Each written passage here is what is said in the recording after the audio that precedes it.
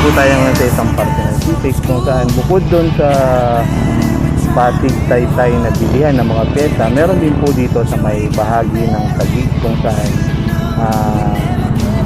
malapit sa tinatawag na. So ngayon, takbo muna tayo para may pakita natin yung kalsada at yung lugar na sinasabi kong binilihan ng mga pyesa. Yeah, those wanna be there. Those were the best days of my life.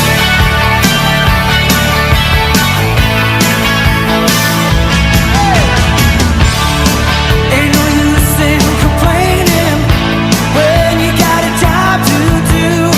Spend my evenings down at the drive-in, and that's when I met you. Okay guys, andito po tayo ngayon sa tapat mismo ng tindahan ng mga pyesa sa Taguig.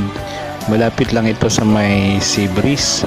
So kung galing kang City Hall, mga few minutes away, papuntang Sea Breeze, and then labas ka din sa unahan, may kita mo na yung part ng C6 at yung mga tindahan ng pyesa.